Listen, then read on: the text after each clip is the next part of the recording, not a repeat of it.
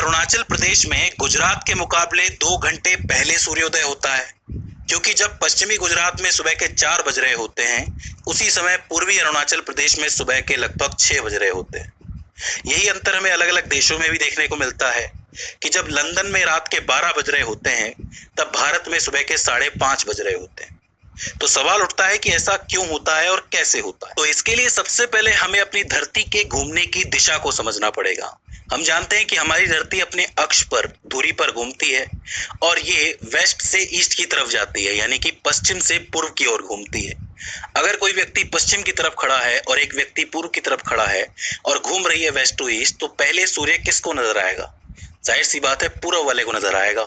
तो इसका मतलब यह है कि जो पूर्व के देश हैं वहां जल्दी सूर्योदय होता है और पश्चिम के देश हैं वहां लेट सूर्योदय होता है। इसका अर्थ है कि अलग अलग जगह पे अलग अलग समय क्षेत्र बने हुए हैं। यहाँ समय थोड़ा जल्दी चल रहा है, यहाँ समय थोड़ा लेट चल रहा है। इसी को हम लोग कहते हैं टाइम जोन या फिर समय क्षेत्र। तो पहली बात तो आपको समझ आ गई कि धरती के घूमने की वजह से हर जगह अलग अलग टाइम जोन्स बने हुए हैं। कहीं पे सूर्योदय जल्दी हो रहा है, कहीं पे बाद में हो रहा है।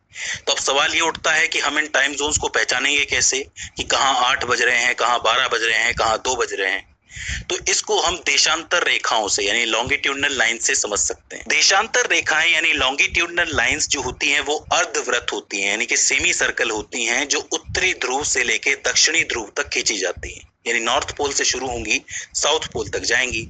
अर्धवृत्त यानी सेमी सर्कल से मेरा मतलब ये है कि आप इस तरह देख सकते हो कि एक पोल से शुरू हुई दूसरे पोल तक गई है, पूरा अर्धवृत्त हो जाता है, आधा सर्कल, सेमी सर्कल। ये तो एक लाइन हो जाती है। ऐसे ही दूसरी लाइन भी इस नॉर्थ पोल से निकलेगी और साउथ पोल तक जाएगी। लेकिन यहाँ पे एक बात आप देखोगे कि पोल्स पे तो ये आपस में जुड़ी हुई है, लेकिन जो आपकी भूमध्य रेखा है, इक्वेटर है, उस पे ये एक दूरी पे आ जाती है, अधिकतम दूरी, लॉन्गेस्ट डिस्टेंस इनके बीच का हो जाता है, जो कि लगभग 111.32 किलोमीटर है। अब एक बात समझो, चूंकि हमारी पृथ्वी अपने अक्ष पर, अपनी धुरी पर, अपने एक्सिस पर 24 घंटे में एक पूरा चक्कर पूरा कर लेती है, तो 24 घंटे में वो कितना डिग्री घूम गई? 360 डिग्री घूम गई।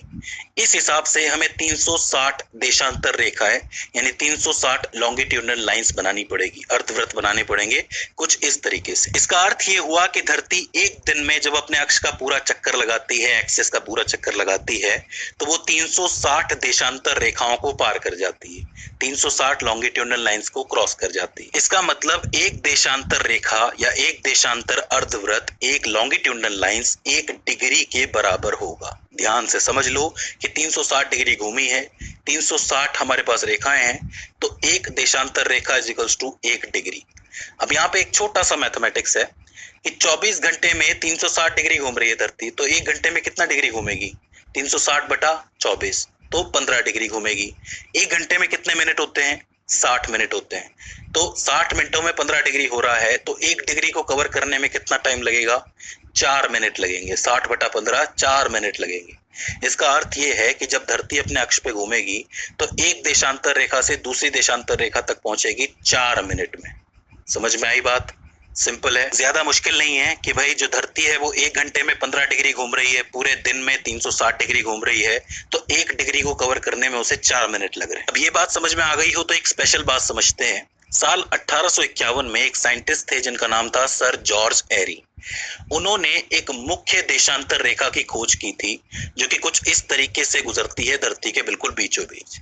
हालांकि 360 रेखाओं में से किसी भी रेखा को आप मुख्य रेखा मान सकते हो, लेकिन चूंकि उन्होंने खोज की थी इसलिए उनके हिसाब से इसे ही मेन रेखा माना जाएगा। ये जो रेखा थी इसे उन्होंने प्रधान मध्याय या प्राइम मेरिडियन कहा। ये रेखा कहाँ से गुजरती थी? यूनाइटेड किंगडम से, यूरोप से गुजरती थी। यहाँ से लंदन शहर है, वहां से गुजरती थी। अफ्रीका में घाना, अल्जीरिया, माली, टोगो और बुर्किना फासो से गुजरती थी और आखिर में अंटार्कटिका से गुजरती थी। ये जो रेखा है ये लंदन के अंदर एक प्रयोगशाला बनी हुई है जिसका नाम है ग्रीनविच प्रयोगशाला, बिल्कुल उसके अंदर से गुजरती है।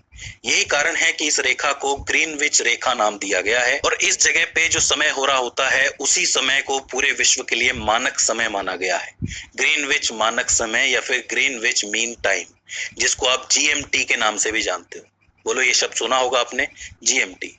जहां से ग्रीनविच रेखा गुजरती है वहीं पे होता है जीएमटी। याद रह जाएगा, सिंपल है। अब ध्यान से समझो कि यहाँ पे जीएमटी बना हुआ है। मान लीजिए कि यहाँ पे रात के 12 बज रहे हैं इस तरफ है आपका पूर्व यानी कि ईस्ट, इस तरफ है आपका वेस्ट। अब जीएमटी तो बिल्कुल 0 डिग्री है, इस पे 12 बज रहे हैं। अब 1 डिग्री पे कितना टाइम हो रहा होगा आप बता सकते हो? 1 डिग्री कितने मिनट में कवर करती है धरती? 4 मिनट में। तो 1 डिग्री पे टाइम हो रहा होगा 12:04।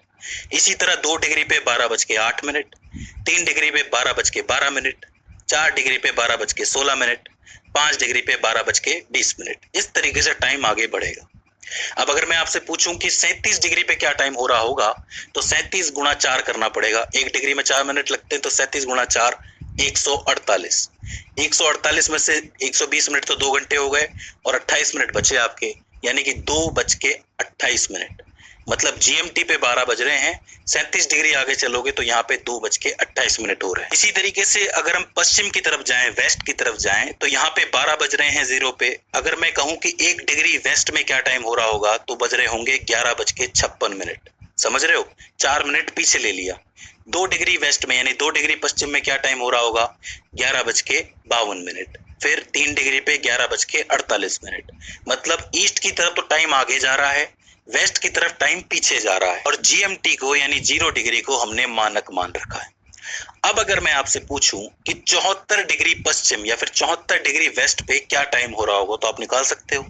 सिंपल है, 74 को 4 से गुणा करो, कितना आएगा? 296 मिनट आएंगे। 296 मिनट यानी कितने घंटे भाई? 4 घंटे तो 240 मिनट के हो गए, बचे 56 मिनट। मतलब 4 घंटे 56 मिनट घटा दो, यहाँ बज रहे हैं 12। 12 से 4 घंटे 56 मिनट आप पीछे जाओगे, कितना हुआ? 7:04। समझ में आ रही है बात कि यहाँ पे 12 बज रहे हैं रात के और यहाँ शाम के 7:04 ही हो रहे हैं। तो यहाँ समय पीछे जा रहा है, यहाँ समय आगे जा रहा है। अब यहाँ पे हम भारत की बात कर लेते हैं कि भारत में समय किस हिसाब से देखा जाता है। तो देखो, भारत में जब ब्रिटिशर्स का राज चल रहा था, तो उन्होंने 1 जनवरी 1906 को उत्तर प्रदेश के मिर्जापुर से एक लाइन गुजरती है, एक देशांतर रेखा गुजरती है, जो कि 82.5 डिग्री पर गुजरती है। जाहिर सी बात है, भारत जो है वो पूर्व की तरफ है, तो यहाँ पे ईस्ट लिखना पड़ेगा। तो इस रेखा के हिसाब से टाइम माना था। तो 82.5 डिग्री को हम मल्टीप्लाई कर देंगे 4 से, तो कितना आएगा? 330 आएगा। 330 मिनट यानी कि 5.5 घंटे। यानी कि अगर जीएमटी पे लंदन में 12 बज रहे हैं, तो भारत में कितने बजेंगे?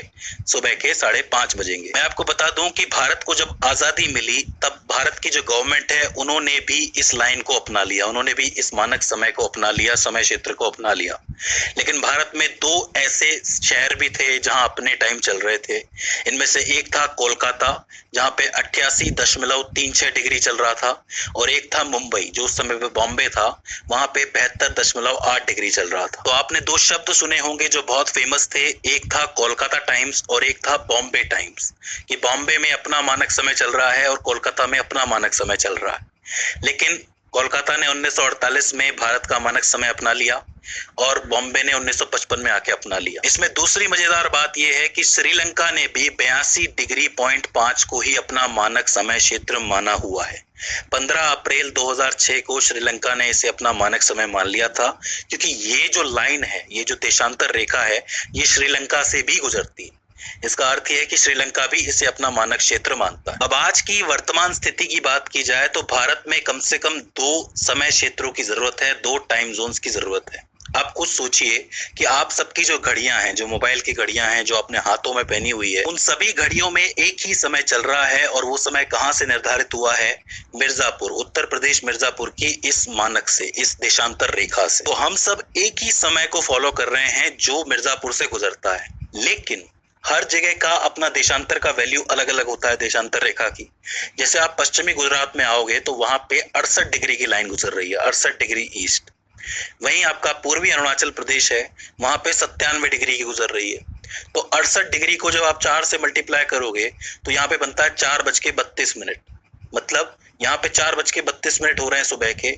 उसी समय पर जो आपका अरुणाचल प्रदेश है, पूर्वी अरुणाचल प्रदेश, वहां पे कितने बज रहे हैं? 6:28। 97 डिग्री को आप 4 से गुणा कर दो, तो 6:28। तो पहले सूर्योदय कहाँ होगा? जाहिर सी बात है, पहले सूर्योदय अरुणाचल प्रदेश में ही होगा। 2 घंटे का फर्क है दोनों के अंदर। तो भारत को एक और मानक क्षेत्र की जरूरत है, एक जो पश्चिमी लोगों के लिए हो, गुजरात साइड की तरफ के, और एक जो नॉर्थ ईस्ट के लिए हो, मतलब पूर्वोत्तर भारत के लिए हो। एक समय क्षेत्र से हमारा काम नहीं बनेगा। तो मुझे उम्मीद है कि आपको समय का ये पूरा फेरबदल समझ में आया होगा। समय क्षेत्र या टाइम जोन किसे कहते हैं, जीएमटी किसे कहते हैं, ये सारी चीजें आपको समझ में आ गई होंगी। आई होप इस वीडियो से आपने कुछ ना कुछ नया जरूर सीखा होगा। अगर इसके बाद भी इस वीडियो के अंदर आपको कोई क्वेरी आती है, कोई दिक्कत आती है, तो आप हमें कमेंट सेक्शन में बता सकते हैं।